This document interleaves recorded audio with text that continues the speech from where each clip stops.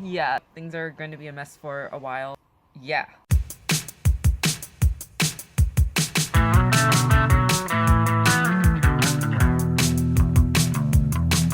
Hi, I'm Chanel. Welcome to episode 11 of the Pipernell podcast, which is a show about knitting, occasional spinning, but also about growing up, self care, and taking on those changes in your life. Thank you to new viewers if this is your first time checking me out. And if you're coming back, thanks so much for continuing to support me. And I'm really grateful for everyone's presence here. So, returning viewers might notice, yay, it's my background has changed again. That's because I have recently moved to New Jersey. I used to podcast from California, and now, well, last episode is actually filmed in Las Vegas, and now I am all the way on the other side of the states in New Jersey. So I'm on Instagram and Ravelry as Pipernell, Pipernell, and we have a Ravelry group for this podcast. It's called the Pipernell Podcast. Burp. Uh, so if you like what you see here, give me a thumbs up and subscribe to the YouTube channel. And so, a quick overview of what I'm going over today. I have one work in progress. I do have some new yarn. I have one spinning thing and a quick discussion about checking in with yourself, and on my end, that means checking in with myself after a big move. So before I go into all of that, a quick reminder about the KIP-Along, Knitting in Public Along, and the corresponding hashtag KIP with me. Despite the name, it is open to all crafts as long as you can, cart it out and do it in public.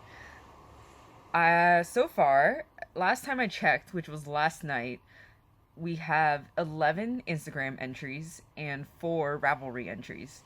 And so, reminder about the rules. So, all you have to do to enter is post a picture to Instagram with the hashtag KIPWithMe, KIP with me, or you can post in the Ravelry thread in the group of your picture of you knitting, crocheting, spinning, embroidering, sewing, whatever in public.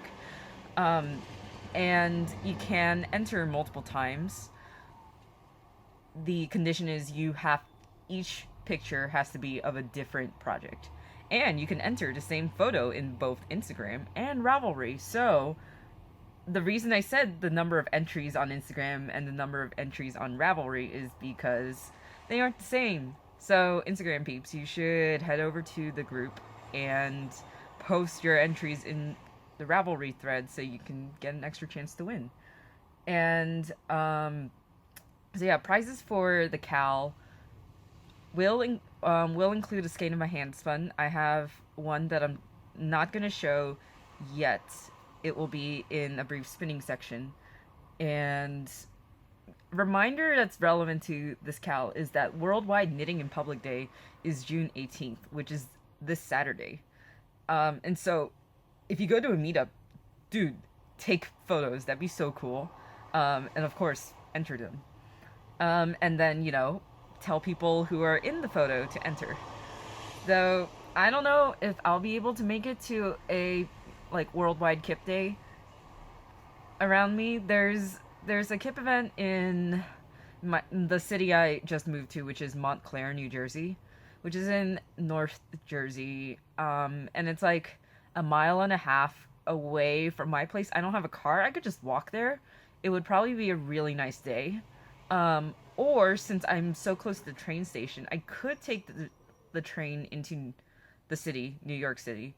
And Pearl Soho is having an event, and I've never been to Pearl Soho. I don't know how healthy that would be for my bank account, given that I just moved to the area. There's those setup costs with moving to a new area and buying food and settling in and buying things you need to live. We'll see. Without further ado, knitting. So I don't have any finished objects. No FOs. I showed a bunch last time, so I guess this makes up for it, and you can count some of last times for this episode's. I do have a quick update on the piano scarf. Oh wait, so going straight into whips. A quick update on the piano scarf. I've shown this a million times. It's going to be an ongoing project, but it is relevant to knitting in public because I've taken this on public transportation while I'm here, and that's definitely been something to get used to. It's nice. It's nice to not have a car and be able to get around, which I wasn't able to do in the Los Angeles area or in Las Vegas. So yeah, this is what I have. I think last time I showed it, I was here, so I've made a good amount of progress. I was working on it on the flight over to New Jersey, and I had to commute. I had to commute a lot last week, so I was on the train a lot, and I'd bring it out. And now it's getting kind of too big to cart around. Like every time I take it out and put it back, I have to kind of like roll it up like this. And that makes it nice and compact, but it's just getting too big to bring around. So yeah. Oh, quick tangent. One one member of the Ravelry group who will first enter the KIP-Along on Instagram, her name's Rachel. She has been doing awesome. So Rachel, if you're watching this, like props to you. She's submitted so many pictures, three separate projects that she's all working on it in different places. And so I asked her, so are there any projects you don't work on in public? And she of course said, like, I only bring out single skein projects, which makes a lot of sense. This is a 2 skein project since it's a color work piece, but while it was small, it was still pretty portable. So I guess you could have projects that outgrow the KIP stage. Next whip is the big one of this time. I'm sorry for the camera bounce. I'm sitting on my bed and recording because that's my desk back there, and I'd be really backlit. So if I move around and it's bouncing, yeah, there it is. Woo! Okay, moving on. So this is a new whip. You have not seen this before, and I have just been blazing through the pattern. So I cast this on like a week ago, and I'm already this far. That's the wrong side. I'm gonna show you the right side, and it's getting heavy on the needles, and it's already, if I spread out all the stitches, many stitches would fall off the needles. It is going to be huge, and I'm so excited. So this is the, I'm calling it the Across the Spectrum shawl. The pattern is the Across the Pond shawl by Mina Phillip, who also runs the Knitting Expat. I'm sure you all know her. And the yarn I'm using is this speckled yarn that I'm using for the textured body is Post Yarn US Target sock in the colorway Labyrinth, which is by the Simply Socks Yarn Company. And this golden, so there's this really nice like textured slip stitch body and lace border. I am knitting it in Knit Picks Hawthorne Kettle Dyed in the colorway Compass, which is this really nice tonal golden yellow. You get some lighter patches here as it knits up, and this lace is going to open out beautifully. And the way Mina's written the pattern is it flows straight. Well, if you start it at a certain number of repeats, it flows straight from the textured stitch, and it's so cool. And so if I were knitting the shawl according to the pattern, which is very adaptable, and you can adapt it to any amount of yarn that you have, I could bind off right now with a Pico bind off that she recommends, and it'd be a very lovely shawl. However, this is already out of my like normal comfort zone for colors, and like, why not just make it even more colorful and fun? And what I'm actually going to do is add a second color for the lace border. So I'm getting to the point where I should switch colors soon, and I have an idea that I want to do. If that happens, that's going to be in a separate video. I already did a little swatch testing out my idea, and I think it's going to work. So stay tuned for that. But yeah, the across the spectrum shawl, it's going to be huge. It's a crescent shawl, by the way. I can't spread it out and you can't see it, but you can see like this wing of it. Yeah. Oh, that's so pretty. I love these speckles.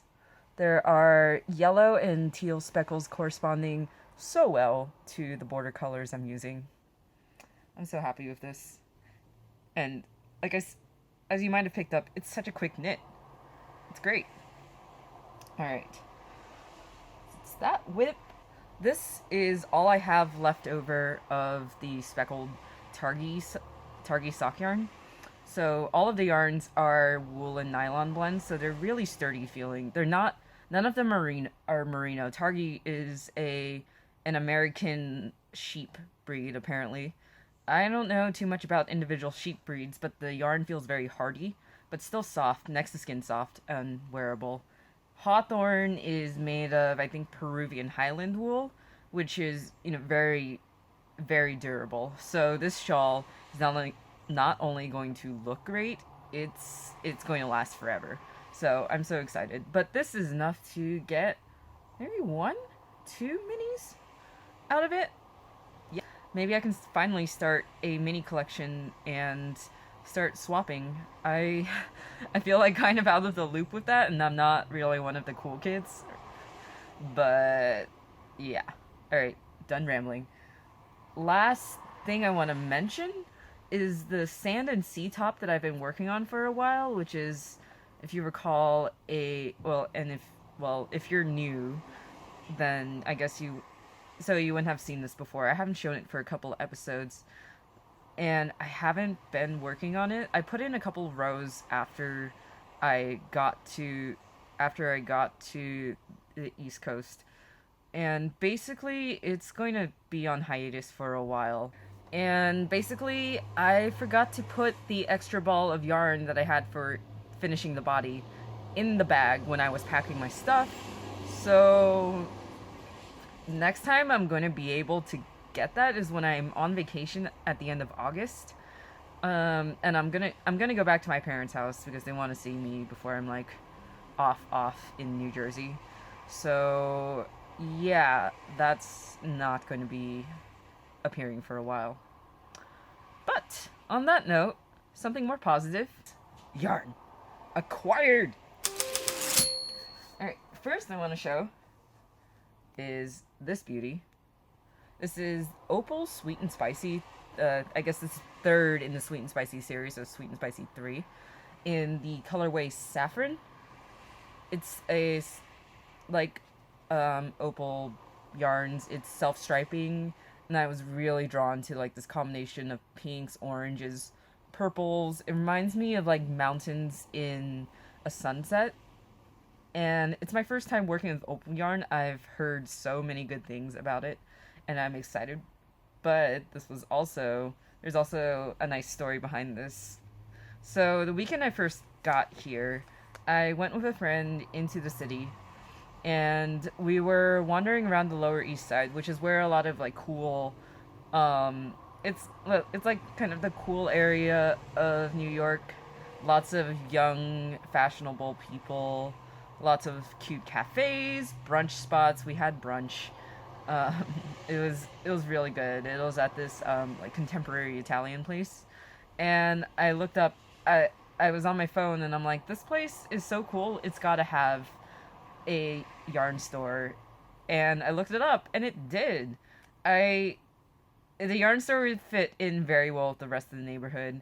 I feel like knitting is undergoing this, and handmade things in general is kind of undergoing this renaissance among young people, and it's like kitschy, cool, and trendy to like do crafts and DIY.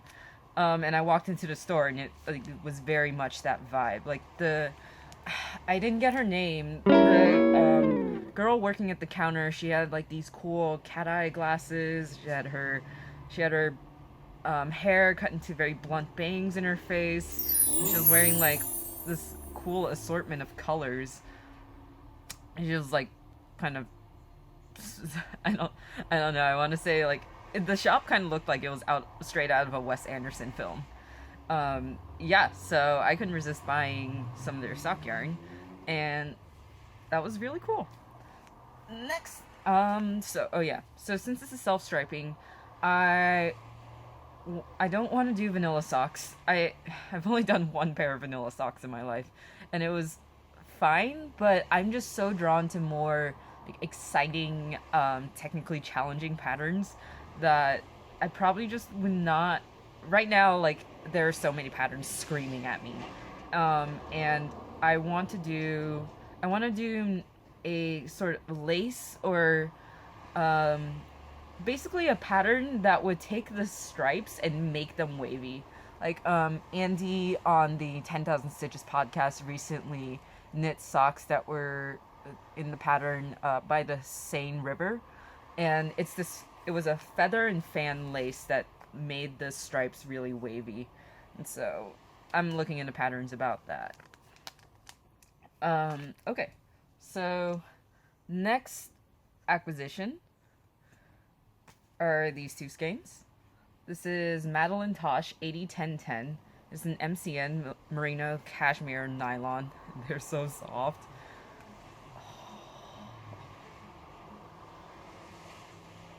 This is getting creepy. Sorry.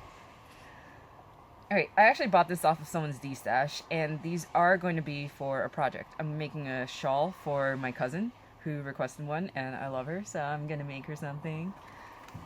The pattern we already decided is Summerleaf, which is a crescent shawl with this really nice botanical leaf pattern.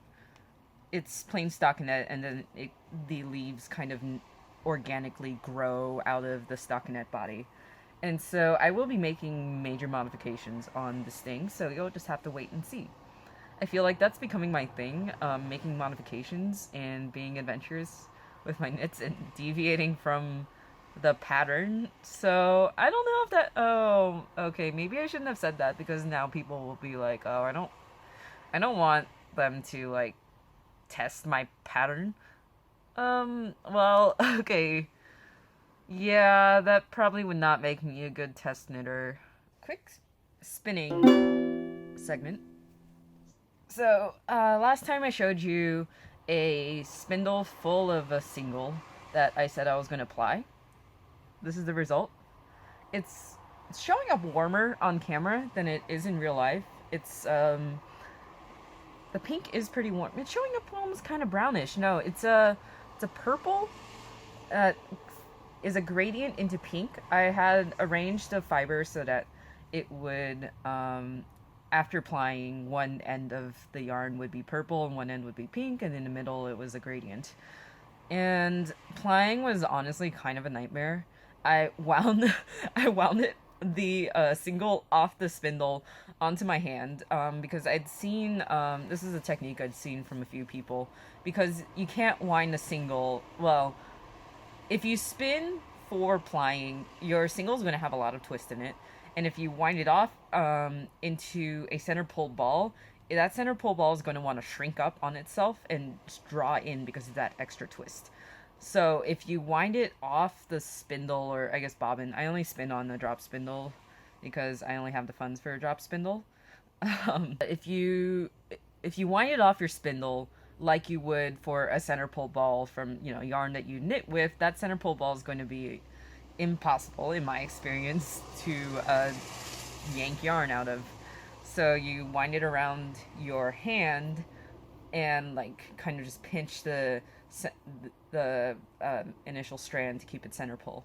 So I wound it around my hand, but I wound it way too tight, and it was like I was going really fast, and because I was going really fast because my circulation was getting cut off, and the faster I went, the tighter it would go, and I'm like, oh no, and then I was done winding it, and then I tried to take it off my hand, but it was just stuck, and I had to do a lot of wiggling. My hand's pretty, I have pretty small hands, and they're, pretty flexible, so I just, really tried to squeeze my hand and be like, okay, it kind of hurt, and then I was just like, okay, just one last push, and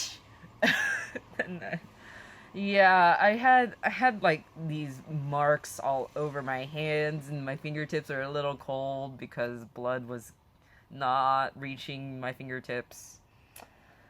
And it took me 2 days on and off to finish plying it. I have to ply it, take a break because the yarn was just like not coming off the ball nicely, and I would not have the mental capacity to deal with it. But night before I left my parents' house in Las Vegas, um, I I just resolved to finish it. I was like, all right, one last push, and I think I plied about like the remaining half of the ball in. I had to stay up until like 1 a.m. and my flight was at 9, so I had to leave for the airport at 7, so I didn't get a lot of sleep, but I finished the yarn, and it's pretty nice. I'm getting better at spinning balanced yarns, and this will be a possible prize for the KIP-Along. This may be the skein of handspun I offer up. I'm thinking of, so I have more fiber on the way. I just ordered it before I started recording, and I'm thinking of doing a deal with since so the KIP-Along runs until August 31st, the end of August, and so I have all summer to figure out prizes and stuff. And I don't know how much I can spend this summer. It will depend on how well I budget my money. But I'm thinking of, okay, so however much I manage to spend this summer, I'm going to uh I want to spend enough so that the winner or winners, if I spend enough, have a choice in what yarns they get. So spin if I manage to spin up one of them, you can choose one of them, or maybe I'll split up both.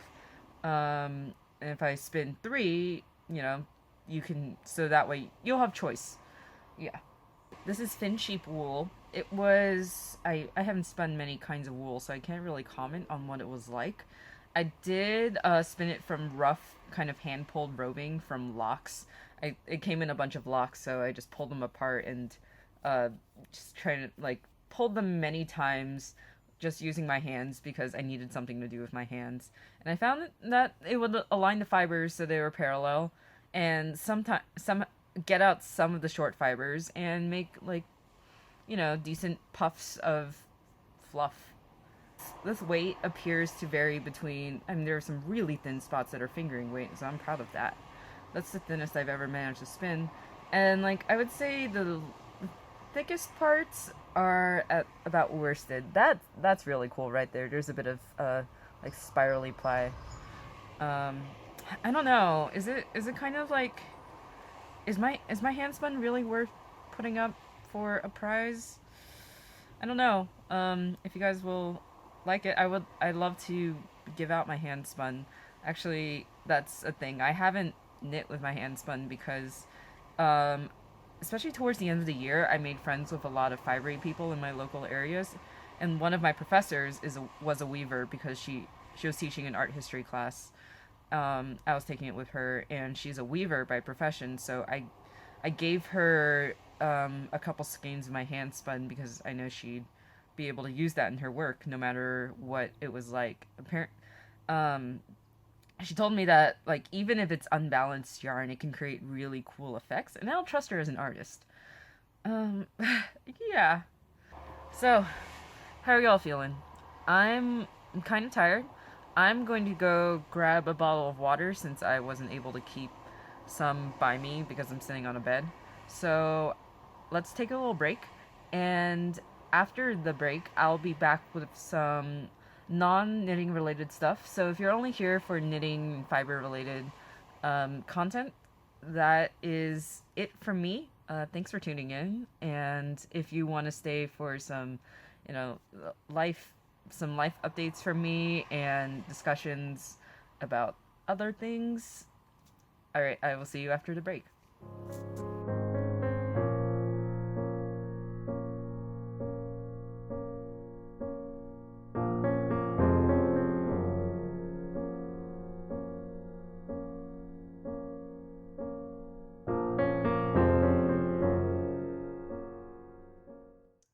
All right, we're back. While I was taking a break, I noticed that the noise from the street, which is the house I'm renting a room in someone's house for the summer, and it's like right on a pretty major street, and cars are whooshing by, and I have my window open because it's really nice. I hope that's not making too much noise. I guess I'll know in editing, and if that's so, then well, you're not gonna see this video. So, yeah, I've kind of been mentioning it in bits and pieces. So, life updates, all in one consolidated section this time. So, as I have mentioned, I recently moved to New Jersey, or the tri-state area in general. I'm in the city I'm in is Montclair, New Jersey, which is close to Newark, and it's kind of, I wouldn't call it a college town. Maybe it is. It's a really nice little city. It reminds me, which is, well, the city I was in, I was doing my undergrad, that I got my bachelor's at, was Claremont, and that's where my school was. And Montclair is really similar sounding, and it basically means the same thing: clear mountain, mountain clear. So I moved from Claremont to Montclair. And the two cities are pretty similar. They're really nice, cute, suburban cities. The houses here are huge. The houses in Claremont were pretty small, but I'm sure all the houses here are expensive. There was no way I was going to be able to find an apartment here. And honestly, I'm lucky I found this place because I was just remote. It's so hard to do a remote apartment search when you're not in the when you're not physically in the area. I was just like on my computer at home in, well, in California or in Vegas, and just Googling apartments for rent near Montclair, and I was just so overwhelmed.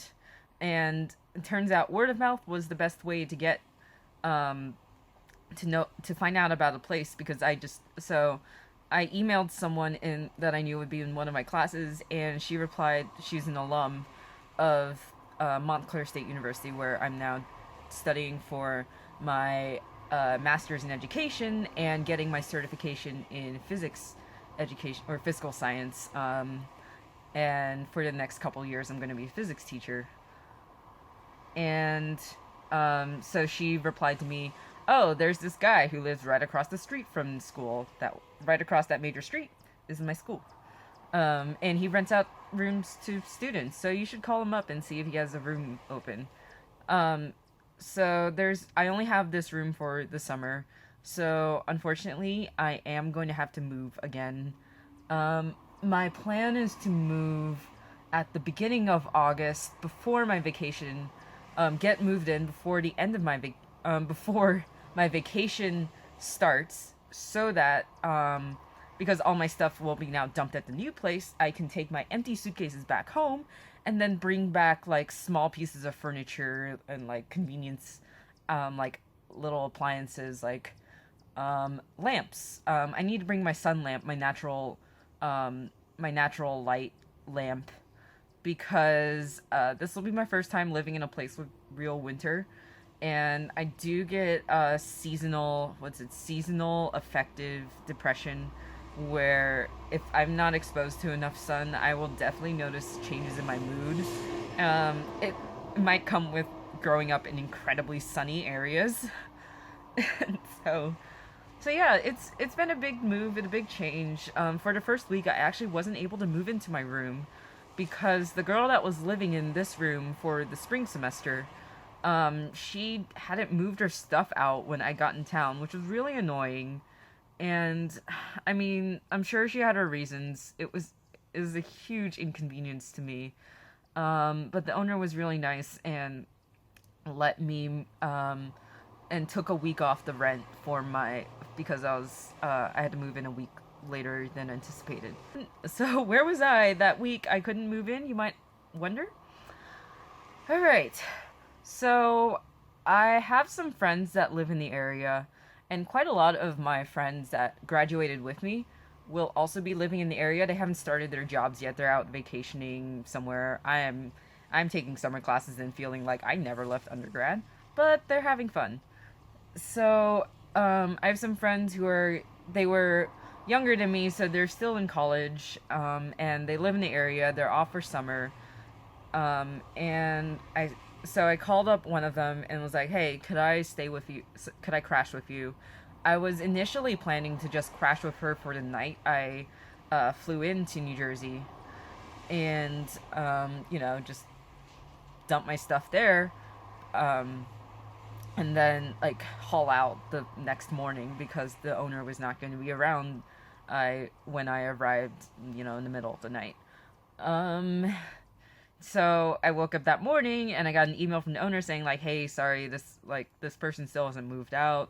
Do you have a place to stay? I'm so sorry about this." And so I was like, "Friend, I'm sorry, could I like keep crashing with you?"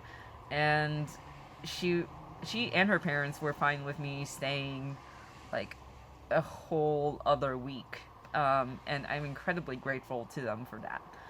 But when I said when I said that they live in the area, that meant that they live a 40-minute drive away from Montclair, which isn't too much, but that number is without traffic, which never happens, and it's by car. And like I've said, I don't have a car, so I had to take public transportation. They're in Westchester County, which is so it's like north of Manhattan Island. And I took so she had work in the city, so her mom in the morning would take her and me to the subway station, which is the end of the line. They live past the subway. I'd take the subway all the way to Penn Station, and then at Penn Station, I'd have to transfer onto a train from that went to New Jersey. And there's the train station right next to the school. But that commute would take me over 2 hours. And the way I've been summing it up to people is I take 2 trains over 2+ hours in 2 different states. It was hellish. But I was still able to have a fun weekend last weekend.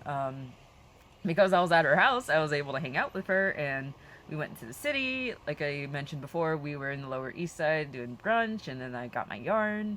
And the next day, no, same day, she went off to Governor's Ball was happening, so she went off to that. I didn't have a pass, so I met up with another friend in the area, and he and I actually went to Flushing, which is a city has a very large Chinese, and I think like a decent number of them are Taiwanese too.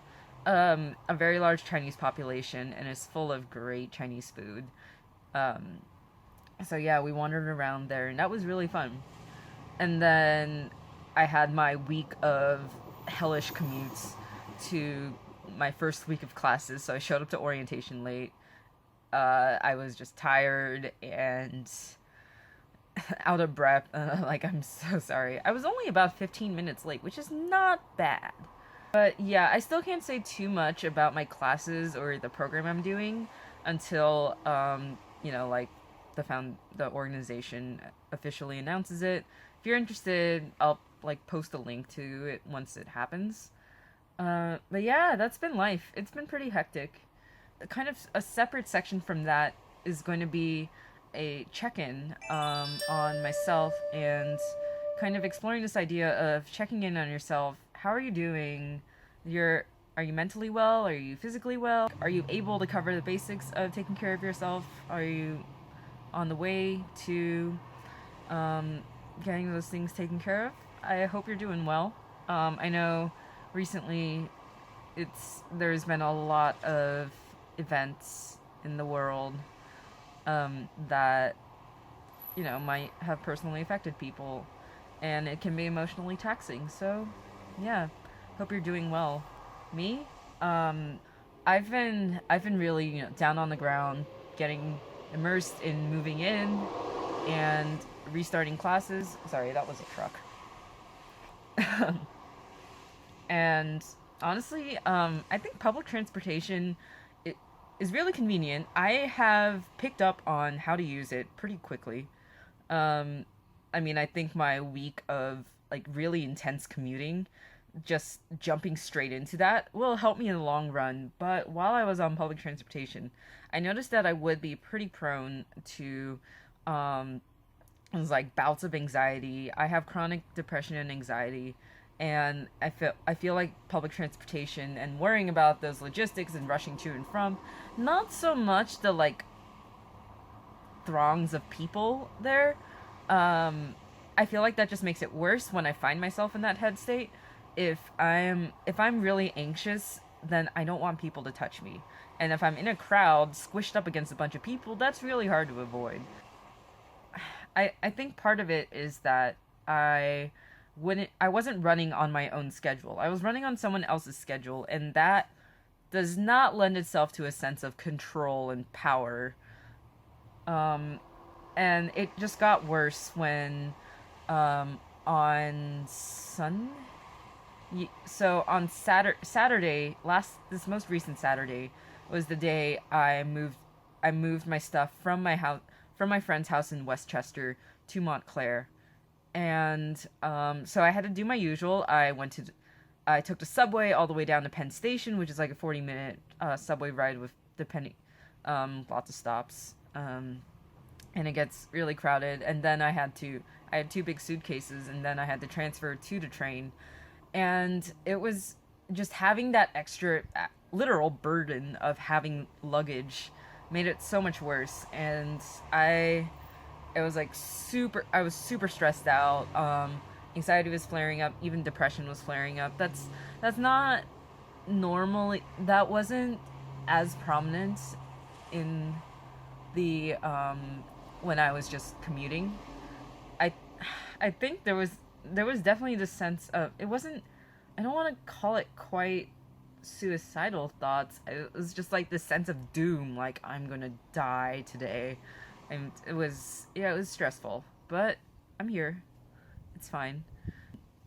I know that for now, I'm fine, but now I know that I react to travel that way, and in the future, hopefully, I'll be able to plan things better, or save up some, like emergency travel costs, so I can afford maybe a more expensive, but also so a more convenient, which would probably be a more expensive means of travel, like an Uber or renting a car or something.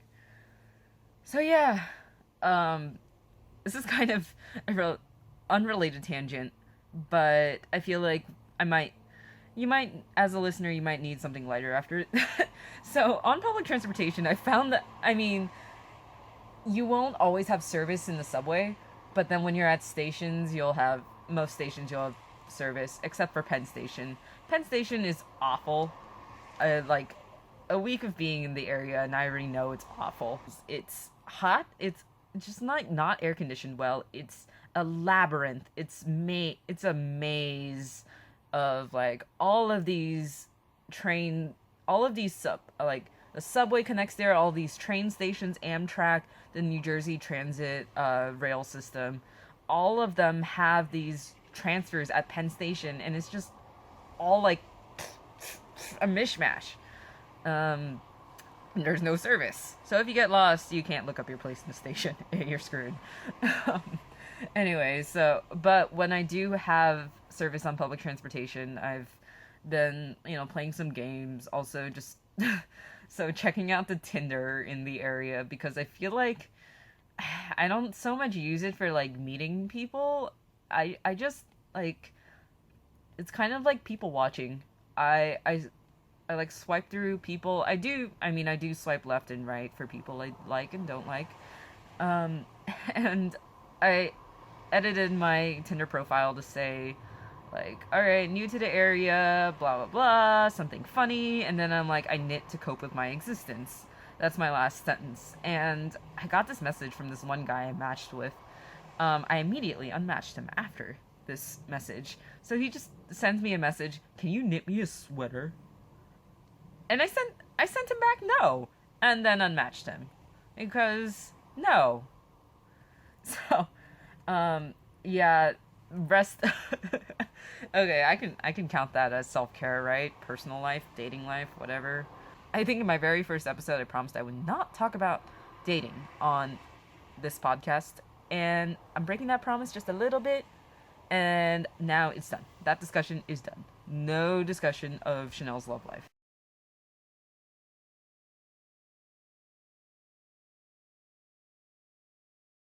Rest of my check-in. I've one issue I've been really thinking about and working on is food and finances. This is the first time I'm really in control of my entire budget, and it's transparent to me. Holy crap, I have a lot to manage. So I get a stipend from this fellowship program I'm in, and normally it was like, oh, I'm paying this sum of money, but housing's already been taken care of, and now this is the rest that you can spend on food, transportation, and so on. This is now all available to me. Some of it's already gone towards tuition. I have to budget more of it for tuition, and I won't have to buy any books, but I have to balance like food, getting groceries for myself versus just like caving to convenience and eating like buying a sandwich from a cafe on campus. And so yeah, I need to drop a budget. If any of you have advice for me after this segment, after anything I bring up, I would greatly appreciate it. It will not be unwelcome at all. It will be very welcome. So it will not be. So yes, this is me soliciting advice. I am desperate, and this is a cry for help here. And so things I still have to figure out. Sleep. I don't know. I've been waking up really early here. I have to figure out my medication and like a convenient pharmacy for me, and also insurance. I have to get on the school's insurance. Socializing. My social life. I'm doing fine. My classmates are really cool. We're like it's not like undergrad where most people, well, my school was undergrad only, and so people were really coming in right out of high school. And so you'd have a very narrow age range in a social group on my campus. But here, in my fellowship, we have a pretty big age range. Some of us are are like me, straight out of college, and some are coming from after they have a master's or PhD in a different field and they want to go into teaching, or some are just changing their careers, like they've established themselves in business or law, and they're like, you know what, I want to teach instead. And so we get a lot of cool perspectives in class. And yeah, that's me. So with respect to you, these things, how are you doing? I if you feel comfortable sharing, I would love to hear about like how you're doing, how you're taking care of yourself. Maybe we can swap ideas, or you can answer my desperate plea for advice. And I need to find an apartment. This time there is no on my radar section. I normally do a little section for recommendations or like what I'm watching or reading or thinking about. Not because nothing's on my radar, it's because everything's on my radar. And I cannot cover that enough. Like, we're reading a lot for class, thinking a lot about race, socioeconomic class, and how that factors into the classroom. And that's going to be an ongoing discussion and part of my thought processes. I might share a couple of our cool readings in the future. And this ties into the traumatic events I referenced earlier. But if you've heard about the shooting in Orlando, Florida, it hits pretty close to home for me. And I'm still processing that. I'm processing a lot right now. So yeah, not going to say what's on my radar. Everything's on my radar. Getting to the end here. A short preview of what's coming up. So, in the works. I have a mystery scrappy project that I don't have the yarn for yet, but I have ordered it. I found someone destashing this big bag of yarn scraps, and so I'm like, that's perfect. It's a mystery scrappy project. It's going to be fun. It's for a friend. And I'm gonna have lots of fun just kind of doing my own thing and making it up. But hopefully you'll enjoy seeing that too, and maybe that'll give me the opportunity to create like mini videos that document my creative process, and maybe give me a shot at just exercising my design muscles.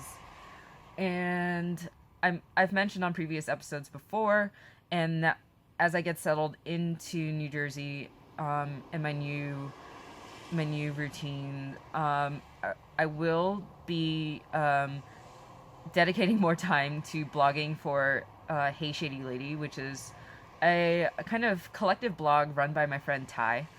And we discuss a number of topics like spirituality. I'm Buddhist myself. I'm interested in exploring spirituality and how that ties into my scientific interests. And I'm going to blog a lot about wellness, but also like how craft and artistic expression is a part of that. There's some music reviews. It's going to be cool. I need to put my time into it. And so I know a lot of, if you are coming here from the Hey Shady Lady blog, hi. I know a lot of those viewers might not be knitters. I want my knitting content to be accessible to as many people as possible. And I am interested in teaching, so I want to do a knitting tutorial.